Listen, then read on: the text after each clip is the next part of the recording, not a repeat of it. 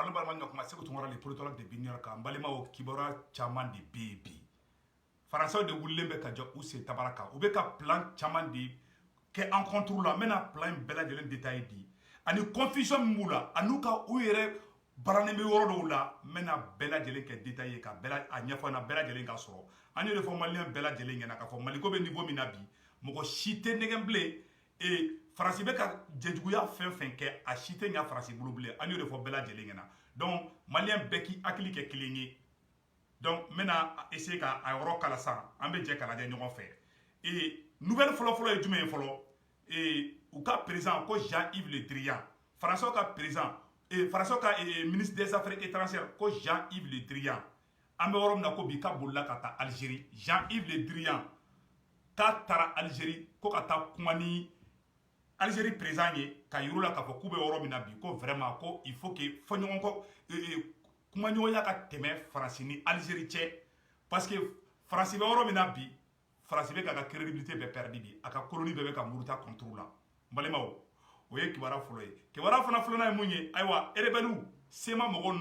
u tlanche be yelemane be bamako kono bi mogo chaman to ro kalama meno nyafo bela jelengena sema mogo tlanche be yelemane be bamako konna na bi ambe worom na ko bi parce que uma da France la France flani ni France jara ka ko ke nyogon fe abe ce niveau de notre France bi janfa ebe janfa burama donde o de France donc balima yana ngata nya fe ay seconde kelinja mbeni fayna bo rapidement ka ayiraula ambe je ka article kala nyoko fe mais article na bo sanno français ka général do fana kumana français ka surasi nyamo do fana kumana o ko mogo be ka foko a bala France ko mogo be ka information bla France contre la ko lui terrorisme jebagaw de ko lu terrorisme de be je ka baraka nyoko fe ko France ti sigite ko ka ke blende ko France be na wuli ka wuli ka joke ka se diɲɛ selege nani fan bɛɛ la ko mɔgɔ bɛ ka bɔ ko a ba la France ko k'u tigiw minɛ k'u don kaso la ko k'u tigiw minɛ k'u daminɛ u kana foyi fɔ Faransi ma ko sabula ko mɔgɔ bɛ ka bɔ Faransi contre la bi ko a ba la France k'olu bɛɛ terroriste di n balimaw général min y'a fɔ n bɛna photo bɔ ka yira aw la an ni an bɛ jɛ ka lajɛ ɲɔgɔn fɛ an y'o de fɔ n bɛ n da mɛn tigila ye dɛ mais yan'an ka se o yɔrɔ la fɔlɔ voilà filɛ nin ye n bɛna bɔ ka yira aw la voici le général ni général ni ne bɔra ko mɔgɔ b'a fɔ ko a ba la France ko k'o bɛɛ minɛ ko k'o bɛɛ don kaso la ko mɔgɔ bɛ manifestation kɛ Faransi sɔrɔsiw contre la ko k'a bɛɛ lajɛlen minɛ ko il faut ka ka dabila de a ye kumakan mun fɔ a sɛbɛnni filɛ a yɔrɔ la un général français met en garde contre la montée anti-française au Sahel. La France n'attend pas laisser ses zones d'influence géopolitique aux mains d'autres puissances étrangères. Après plusieurs contestations et blocages du convoi militaire français au Burkina Faso et au Niger, en faisant 3 morts, le général français de l'opération Barkhane au Sénégal, Michel Delpy, met en garde les auteurs qui diffusent les fausses informations sur l'armée française au Sahel. Selon une source sécuritaire rapportée par AFP, les auteurs, les responsables de diffusion de fausses informations contre l'armée française sont comparables aux terroristes et doivent être recherchés et punis selon les lois, estime Michel Delpy. Michel Delpy, ale français au cas général Dodi, à Bora Kumana, ni ne koko mogo bodongo don, ko ka foko a bala France, ko lu ye terroriste ou teride, ko de be ka terroriste ou to nyaga, ko lu kanga mine ku don kasola di, ko u kan be kan damine, ko mogo shikana fo blen ko a bala France. Voilà. Akuma be flé. Ambo fana tuguni français ka fait a togo borangono le ministre des affaires étrangères Jean-Yves Le Drian. Le Drian fana bolla kata Algérie. Balema o mena segere no nyafo onyena bi mo chamante mundo. Algérie keleme ka aga frontière de fermée. Mogo ni attaque ke Mali kono kibe boli ka do Algérie. Algérie keleme ka aga surasu de blanc ou ka frontière ni Mali tchelala. Folo il y a attaque kunga tchaya folo a mogo tlanche be kunga attaque ke ou be boli ka ta Algérie. Algérie ya frontière fermée sisan ou be ka tieni sugu be ke Mali kono ou force de be ka ba sisan ko ne jembe golobato la yi ko ni bara blato te ko jembe farato dum malien e o doka sinogo billahi Algérie force Algérie urubnani fermé folo farasini Algérie kumbe jejuya la wakati mina n'u tun ye an ka sɔrɔsiw attaqué n'u tun ye kojugu kɛ u tun bɛ boli ka taa Algérie de mais irisiw ko Algérie président ma k'a kana sɔn bilen o ka kɛ dɛ Algérie fana y'a ka sɔrɔsiw bila Mali frontière la ni mɔgɔ mɔgɔ tiɲɛni kɛ n'i ko k'i bɛ don Algérie u b'i gɛn ka bɔ o de mankan donna sema mɔgɔ dɔw ni Algériens dɔw cɛ awa ka ɲɛfɔ aw ɲɛna tuguni surprise yɔrɔ jumɛn ye sema n'o ye rebelle ye u ka responsable 99% bɛɛ bɛ Bamakɔ bi a bɛɛ siranna a bɛɛ ye Kidali bila Kidali videlen de don sema mɔgɔ man ca Kidali dɛ sema ye fila de sema mɔgɔ dɔw bɛ yen n'o ye rebelle ye olu ko k'u sɛgɛnna kɛlɛ la ten sa i m'a ye kunu ou bien kuna sini an b'a mɛn k'u taara rebelle mɔgɔ 4 faga ani rebelle chef dɔ wa sisan u ye rebelle de pousser ka marifaw d'u ma k'u kan ka sɔrɔsiw attaquer rebelle ye ɲɔgɔn ye rebelle ko k'olu tɛ se ka k'u sɛgɛnna kɛlɛ la kojugu bon ni donna logique kɔnɔna na dɔrɔn Faransi b'i éliminer de donc u ka ɲɛmɔgɔ rebelle ka ɲɛmɔgɔ tilancɛ bɛɛ bɛ Bamakɔ kɔnɔ bi u sécuriselen don n'an ka sɔrɔsiw ye u bɛɛ bolila ka bɔ Kidali ka na Bamakɔ kɔnɔ parce que ni Faransi mana jɛ n'a y'i utiliser n'a mago tilar'i la e b'ale ka sɛgɛrɛ dɔn diɲɛ kɔnɔ a tɛ sɔn i k'a fɔ a b'i éliminer de rebelle chef joli fagara Bamakɔ rebelle chef 2 bɛɛ fagara Bamakɔ mɔgɔ minnu y'u faga b'u dɔn wa a tɛ dɔn biɲɛkɛla ɲinɛ sɛnɛlen bɛ biɲɛkɛla kan o tɛ dɔn rebelle caman bɛ yen n b'a fɔ n k'a bɛɛ dɛ rebelle ninnu caman bɛ yen walahi u bɛ Mali fɛ n bɛ ka tiɲɛ de fɔ aw ɲɛna rebelle ninnu caman manipulé la de u ye rebelle ninnu manipulé de i ma Musa Atayer ye ya Musa Atayer a bɛ Mali gouvernement na a bɛ ka baara ɲumanw kɛ bi il est l'un des meilleurs ministres du Mali o bɛn mun bɛ k'an na an yɛrɛ dama ni ɲɔgɔn cɛ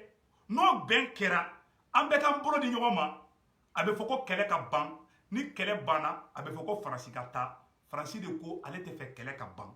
Faransi kelen bɛ k'a ɲi da sisan rebelle ɲɛmɔgɔ fɛn fɛn bɛ Kidali a tilancɛ bɛɛ bolila a bɛɛ bɛ Bamakɔ kɔnɔ bi n bɛ ka tiɲɛ de ɲɛfɔ ɲɛna bi mɔgɔw bɛ rebelle fana na minnu ka jugu dɛ olu kelen kelenninw olu man ca olu tora yen mais rebelle ɲɛmɔgɔ tilancɛ bɛɛ nana Bamakɔ rebelle ka ɲɛmɔgɔba mun fagara Bamakɔ kɔnɔna na a y'a ye ko jɔn y'a faga a ye mɔgɔ jumɛn minɛlen ko nin tigi de y'a faga a tigi tɛ dɔn jamais a tigi tɛ dɔn donc n balimaw ni problème de bɛ yen dogo ni dogo la rebelle ye robinet fermé Faransi la bi rebelle bannen bɛ ko caman ma Faransi bolo rebelle bɛɛ fana tɛ dɛ rebelle kɛ ni moitié tilancɛ bɛɛ u ko k'u sɛgɛnna kɛlɛ la ten quoi k'u bɛ fɛ ko bɛn ka kɛ hali b'a dɔw ka ko taabolo la rebelle minnu bɛ sɔnna kɛlɛ ma olu man ca olu minnu tun bɛ boli ka taga tiɲɛni kɛ ka boli ka taga Algérie o rebelle Algérie fana ye robinet fermé olu ɲa donc Faransi ka jeu bɛɛ de tiɲɛlen bɛ Faransi bolo Faransi traumatisé bɛ an bɛ yɔrɔ min na ko bi Faransi t'a dɔn a bɛ ko yɔrɔ min Faransi t'a dɔn a bɛ ja yɔrɔ min Faransi ministre des affaires étrangères Jean-Yves Le Drian a bolila a sentigɛ na fo poussière bɛ dundun a kɔ a tagara Algérie a taara fɔ Algérie masakɛ ɲɛna ko vraiment k'u ka fɛɛrɛ kɛ k'u ka bɛn ko n'u ma bɛn k'a ma ɲi Faransi ma Jean-Yves Le Drian a yɛrɛ photo filɛ yan yɔrɔ la voilà Jean-Yves Le Drian nin cɛ in Jean-Yves Le Drian ni ne bolila ka taa Algérie Faransiw ka ministre Jean-Yves Le Drian a bolila ka taa Algérie aw tulo bɛ na dɔw bɛ ka volume ko fɔ dɛ i jɔ n ka dɔ fara volume kan volume dun ka ɲi dɛ aw tulo bɛ na sisan nɔ wala ni volume ka ɲi a b'a fɔ quoi donc Jean-Yves Le Drian a bolila ka taa Algérie a filɛ nin ye a taara Algériens deli voilà Jean-Yves Le Drian a bolila ka taga Algérie ka taga Algériens deli k'u ka fɛɛrɛ kɛ k'u bolo di Faransi ma Faransi en tant que Algérie ma tigɛ di Faransi ma o ye Faransi ka ko bannen de ye Mali ko la donc irisiw de fana bɛ kan irisiw kan k'anw dɛmɛ mais irisiw ko Algérie ma ko Algérie ka robinet fermé parce que Algérie sɔrɔsiw olu bɛ former irisiw fɛ yen Algérie sɔrɔsiw ka minɛnw o bɛ bɔ irisiw ka dugu de la Algériens fana ko k'olu tɛ baara kɛ ni mɔgɔ wɛrɛ si ye ni Mali sɔrɔsiw tɛ bi Algérie ko k'olu tɛ se ka Mali sɔrɔsiw kɛlɛ bi assise nationale bɛna kɛ ni assise nationale kɛra décision caman bɛ ta o kɔnɔna la ni assise in de kɛra dɛ assise bɛna décision minnu ta n tɛna n da don la olu assise kan ka kɛ maliyɛnw hakilinata ye minnu caman ye olu bɛ ta en compte baara bɛ kɛ n'olu ye o de kosɔn a ɲininen bɛ bɛɛ fɛ bɛɛ ka taa assise nationale la n balimaw Faransiw ka ministre kumana bi a filɛ nin ye dɛ mais a ko ko volume kun ka dɔgɔ français ka général mun kumana mena yira la français ka général dɔ de bɔra ko mɔgɔ bɛ ka bɔ ko a ba la France k'olu ye terroriste de ko France bɛna plainte don anw contre la ko France bɛ plainte don ko mɔgɔ mana bɔ Mali la ko a ba la France ko mɔgɔ mana bɔ Niger ko a ba la France ko mɔgɔ mana bɔ Burkina ko a ba la France ko France bɛ plainte don a bɛɛ lajɛlen contre la ko ka minɛ k'u ɲangi ko parce que ko mɔgɔ b'a fɔ ko a ba la France ko kɔrɔ ko tigi ye terroriste de ko parce que ko terroriste tɛ France fɛ ko ni tɛ France fɛ dɔrɔn ko kɔrɔ k'i terroriste ye ni cɛ d'a fɔ général voilà ni général d'a fɔ a sigilen filɛ nin ye n balimaw m'a kumakan kalan dɛ aw ni an bɛ jɛ ka na ɲɔgɔn fɛ a sɛbɛnnen filɛ yɔrɔ la voilà. La France n'attend pas laisser ses jeunes défiler au jeu après plusieurs contestations au blocage du convoi français au Burkina Faso et au Niger en faisant 3 morts. Le général français de l'opération Barkhane au Sénégal, Michel Delpech, met en garde les auteurs qui diffusent les fausses informations sur l'armée française au Sahel, selon une source sécuritaire rapportée par AFP. Les responsables de diffusion de fausses informations sur l'armée française au Sahel, contribution au terrorisme psychologique et doivent être recherchés et punis. Mɔgɔ b'a fɔ ko a ba la France mɔgɔ bɛ an bɛ ka kuma fɔ France kan k'a bɛn nkalon de ye k'a fɔ mɔgɔ bɛ ka France jalaki mɔgɔ bɛ ka France kɛlɛ ko k'a bɛɛ minɛ k'a bɛɛ ɲangi k'a bɛɛ don kaso la ko sabula ko mɔgɔ bɛ France kɛlɛ k'o ye terroriste de an b'o fana tuguni u ka ministre France kɔ jenina France ɲɛ jenina a taara an ka secret dɔ fana fɔ an ɲɛna France ye Union européenne bɛɛ fara ɲɔgɔn kan ko ka sanction kɛ Mali contre la Union u yɛrɛ ma bɛɛ la koyi CEDEAO dɔrɔn de bɛ fɛ ka sanction kɛ Mali contre la CEDEAO kelen France sera ka CEDEAO de manipuler France ye tubabu dugu bɛ fara ɲɔgɔn kan Mali contre la u ma bɛɛ la dɛ n bɛn'o fana bonne nouvelle fɔ aw ɲɛna tubabu dugu n tɛ fɛ k'u tɔgɔ fɔ tubabu dugu dɔw bɛ yen o ko France ma ko mais ko accord bɛ Mali ni irisiw ni ɲɔgɔn cɛ ko olu ko France bɛ ka mun kɛ Mali la ko France bɛ ka bin Mali kan de tubabu dugu dɔw y'o fɔ France ɲɛna sisan u bɛ ka boli u dɛsɛra u tubabu ɲɔgɔnw na k'o su k'o bila Mali la olu y'u musalaha tubabu dugu fɛn fɛn bɛ Europe u bɛɛ y'u fara France ka Mali contre la ka France musalaha mais France tun bɛ fɛ de u ka sanction kɛ an kan u bɛɛ ka jɛ ka Mali kɛlɛ u ko ayi ko tiɲɛna k'olu tɛ se k'u kɛ ko ye France dɛmɛ k'u ka sɔrɔsiw bila ka na Mali la ko mais ko mun ye k'olu ka sanction kɛ Mali kan Union européenne na u yɛrɛ kɛlɛla fo tun bɛ nin ka bolokuru fili ɲɔgɔn ma o kɛra échec ye France jigi bɛ CEDEAO de kan France jigi bɛ Mali politicien minnu bɛ yen n'u tɛ Mali fɛ n'u jamu makɔrɔ u tɔgɔ makɔrɔ u jamu makɔrɔ Macron ka jɔn minnu bɛ Mali kɔnɔna na olu de bɛ ka fara ɲɔgɔn kan bi ka France kɔkɔrɔma don Union européenne o banna France bolo dɛ France bolila sentigɛli na sisan France bɛ ka taga sisan nɔ Algérie de an b'o video France taara ko ka taa yafa deli Algérie fɛ France ministre comment on appelle Jean-Yves Le Drian an bɛ yɔrɔ min na bi Jean-Yves Le Drian bɛ Algérie a tagara a bɛ Algérie bi ko ka taa yafa deli Algériens fɛ ko vraiment ko citation bɛ cogo min na voilà a filɛ nin a y'a kɛ to n b'a bɔ sisan voilà a sɛbɛnnen filɛ a yɔrɔ la le chef de la diplomatie française à Alger mercredi a y'a kɛ to dɛ mercredi pour relancer la relation franco-algérienne voilà donc a photo filɛ a yɔrɔ la Jean-Yves Le Drian a bolila ka taa Algérie France dɔnko bɛɛ banna aw bɛ se k'a faamuya tubabu ka jamana kɔnɔ tubabu dugu dɔw de bɛ ka fɔ France ɲɛna ko France ka sabali ko France ye dantɛmɛ kɛ ten mais CEDEAO la n'o ye africains ye n'o y'an ngolofinmaw ye France bɛ ka se k'olu de manipuler u ye ɲɔgɔn ye kɛ ko ka sanction kɛ Mali kan tubabu dugu dɔw sɔnna dɔw ma sɔn u yɛrɛ ma se ka bɛn a la tubabu dugu caman bɛ France fɛ dɛ mais dugu dɔw ko k'olu tɛ sɔn ko sanction ka kɛ Mali kan ko France y'a dama tɛmɛ ten ko Assimi ma foyi kɛ Macron na k'u bɛ ka baga Macron ma tubabu dɔw de bɛ ka Assimi défense ta farafinw bɛ ka Assimi sen tɔ sama ka jigin Assimi tolérance zéro kana reculer dɛ billahi Assimi an bi kɔ mais Assimi irisi ko in billahi i bɛ ka mɛn a la dɛ irisiw bɛ k'u seko k'i ye dɛ irisiw ye Algérie bila k'an dɛmɛ irisiw yɛrɛ bɛ k'an dɛmɛ ɔ munna irisiw tɛ taa front na munna e tɛ irisiw ka sɔrɔsiw bila vite fait i n'a fɔ Centrafrique y'a kɛ cogoya min na Assimi bɛɛ cawucawulen bɛ bi bɛɛ sigilen bɛ k'i lajɛ de an bɛ fɛ ka kɛ le plus vite possible an bɛ fɛ ka irisiw ka sɔrɔsiw ye u bɛ Mopti an bɛ fɛ k'u ye de u bɛ baara la u kana da Bamakɔ kelen kɔnɔ dɛ u kana da Kati kelen kɔnɔ dɛ u bila ka taa front na ni y'u to yen kelen kɔnɔ i bɛna to juguw bɛna fɛrɛ an ma juguw ko k'i mana ni irisiw ye ko kana Mali la kana k'e irisiw bila kana k'i yɛrɛ ka sécurité de kɛ comme e bɛ k'i yɛrɛ de jɔrɔ k'i tɛ ka Mali jɔrɔ kana to olu ka kuma ka jɔ i la an b'a dɔn i bɛ Mali fɛ hali fatɔ b'a dɔn ko Asimi bɛ Mali fɛ mais Asimi ni maaw bɛ k'i conseiller k'i bila nin idée kan wallahi idée ɲuman tɛ an b'o f'i ɲɛna bi irisiw ka fɛn irisiw bɛ kɛ e dɔrɔn de kɔnɔ Asimi irisiw bɛ e dɔrɔn de kɔnɔ la an b'a bɛɛ kalama o u bɛ kɛ kɔnɔ Asimi ka fɔ dɔrɔn k'a ye taa Mopti dɔrɔn boum o ka sɔrɔ o taara Centrafrique ta kɛra 1 2 3 de o Centrafrique président wulila Soko ni dugujɛ dɔrɔn ka irisiw wele ka taga n'u ye sur le front k'u bila irisiw bɛ baara la u bɛ ka jamana fɛgɛ donc an b'o fɔ président Asimi ɲɛna vraiment an b'i kɔ mais tiɲɛ fana ye tiɲɛ de irisi ko in bɛ ka tan ta vraiment kana to mɔgɔw ka fɛn cogo dɔ la sinon irisiw bɛ Mali la dɛ tiɲɛ don dɛ mais munna u tɛ taga marifa ta ka taga front na tan bɛ ka taa dɛ Centrafrique ninnu ta ma kɛ ten tɔ donc an bɛ fɛ vraiment i ka essayer ka fɛɛrɛ kɛ o yɔrɔ la an ka ko caman fɛn quoi o yɔrɔ tɛmɛnen kɔfɛ ka bɔ a la maliyɛnw n bɛna mun de ɲɛfɔ aw ɲɛna comme on appelle la rebelle ɲɛmɔgɔ fɛn fɛn bɛ yen k'u ye Faransi k'u y'a essayer k'u bɛ bɛn ɲini u ni Mali ni ɲɔgɔn cɛ Faransi bɔra a y'a bɛɛ kɛlɛ ne bɛ bɔ yan sisan nɔ n bɛ taga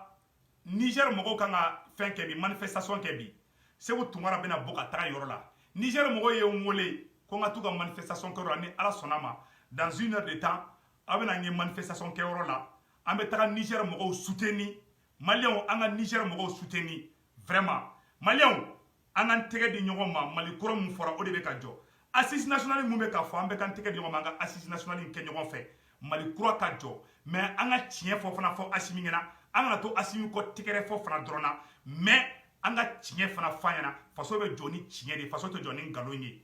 an bɛ wele bila fana tuguni yɛrɛwolo debout sur le rempart yɛrɛwolo debout sur le rempart bɛna maliyɛn bɛɛ lajɛlen wele vendredi natɔla vendredi min bɛ nalen bɛɛ ka bɔ CEDEAO bɛ fɛ ka sanction mun k'an kunna an karamɔgɔ Buye Ayidara ala ka Buye mɛn an kɔrɔ Buye ala k'i mɛn an kɔrɔ maliyɛnw bɛɛ ka Buye fo bɛɛ ka dugawu dɔn Buye ye bilahi ala an bɛɛ lajɛlen ka dugawu dɔn Buye ye Buye ka mɔgɔw ani yɛrɛwolo debout sur le rempart ani tap fulani mɔgɔw ani dɔgɔnɔw ka association bɛn le cerveau yɛrɛ taara bɛn le cerveau ni dɔgɔnɔw ka ɲɛmɔgɔw ye ɲɔgɔn ye ani tap fulaw ni dɔgɔnɔw ni an bɛɛ lajɛlen de bɛna fara ɲɔgɔn kan ka bɔ vendredi ka yira k'a fɔ ko maliyɛn bɛɛ ye kelen de ye avec yɛrɛwolo debout sur le rempart bɛɛ de bɛna bɔ ɲɔgɔn fɛ M5 yɛrɛwolo an fa comme on appelle la Ashrifu Sarafa Buye ala k'i mɛn kɔrɔ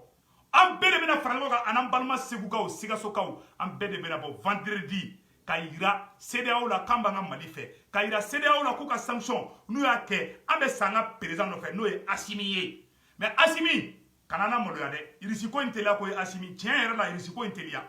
voilà sinon i b'a na maloya dɛ an bɛ ko la don o don an dun b'a dɔn fana irisiw bɛ Bamakɔ fana irisiw bɛ Mali la tiɲɛ don dɛ maliyɛnw a y'aw da ka sunɔgɔ ko irisiw tɛ Mali la irisiw bɛ yen dɛ an t'a dɔn Asimi bannen bɛ k'u bila ka taga front na kun kelen min na i kana siran k'u to i kɛrɛfɛ dɛ u bila ka taga u ka jamana bɔ i k'u cɛya fana voilà Faransi k'i bagabaga dɛ parce que depuis Faransi ye mankan ci daminɛ e tun bɛ vitesse à l'air la depuis Faransi ye mankan ci daminɛ dɔrɔn u donna Bamakɔ an yɛrɛ hakili la n k'u bɛna taga front na de donc Faransi ka bagabaga k'i bila i k'i ban k'i bɛ taga n'u ye dɛ sinon i b'an bɛɛ faga ni maloya ye parce que ni attaque cayara yɔrɔw la attaque bɛna caya ka caya mɔgɔw dusu bɛ bɔ i m'a ye hali manifestation kɛra hali Tombouctou bi Tombouctou jeunes dɔw wulila k'u taara u bɛ ka mɔgɔw faga Tombouctou u bɛ ka mɔgɔw faga Bandiakara an y'a mɛn tuguni ko le ministre de la réconciliation le héros national colonel Wage ani le ministre de la défense ala de Waraba le héros national n'o ye colonel Sadio Kamara ye olu bɛɛ bɔra ani Amaru le ministre délégué Amaru imam Amaru Umaru Jara k'u bɛɛ u saba farala ɲɔgɔn kan ka taga Bandiakara mɔgɔ minnu sara u taara olu su lajɛ ka dugawu dɔn u su ye an b'a fɔ bravo à la transition mais aw kelen tɛ se ka kɛlɛ in kɛ aw bɛ irisiw wele a ye fɛɛrɛ sugu bɛɛ kɛ an ka balima minnu sara Bandiakara u kaburu de filɛ a yɔrɔ la voilà nin y'u kaburu de tantɔ donc Wage kun bɛ yen nɔ y avait colonel Ismaël Wage le héros national an yɛrɛ ɲɛ bɛ Wage la ah waraba sigilen filɛ sa wage kun bɛ yen Sadio Kamara fana filɛ Sadio Kamara kun bɛ yen ani Umaru Jara bon ɲɛ tɛ Umaru Jara photo de la kosɛbɛ kosɛbɛ voilà Umaru Jara fana jɔlen filɛ a yɔrɔ la donc bɛɛ de kun bɛ yen nɔ franchement parler an b'u fo an bɛ transition mɔgɔw fo o yɔrɔ la an bɛ Choguel fana fo le premier ministre Choguel ko an ka objet dɔ kun tunna ko américains y'o d'an ma bɛɛ tigɛra Faransi la hali tubabu jamana minnu bɛ k'an kɛlɛ Amérique tigɛra Faransi la Europe dugu caman tigɛra Faransi la Faransi jigi ye CEDEAO dɔrɔn de sisan ko CEDEAO ka sanction kɛ anw kan munna Union européenne dɛsɛlen bɛ ka sanction kɛ u bɛ munumunu salon na parce que u ma bɛn di Assimi la balle est dans ton camp hein la balle est dans ton camp donc i jija cogo bɛɛ la Assimi i ka baara daminɛ Algérie o ko terroriste tɛ don ale ka dugu la bilen dɛ Algérie y'a ka sɔrɔsiw jɔ frontière la donc u bɛ gɛngɛn de la u bɛ munumunu salon la sisan nɔ taayɔrɔ t'u la u tɛ se ka hali an ka sɔrɔsiw ma terroriste bɛ boli sɔrɔsiw de ɲɛ sisan u bɛ k'u ɲɛsin civils de ma sisan i b'a dɔn o yɔrɔ la k'a fɔ k'u fanga de bɛ ka ban de b'o yɔrɔ la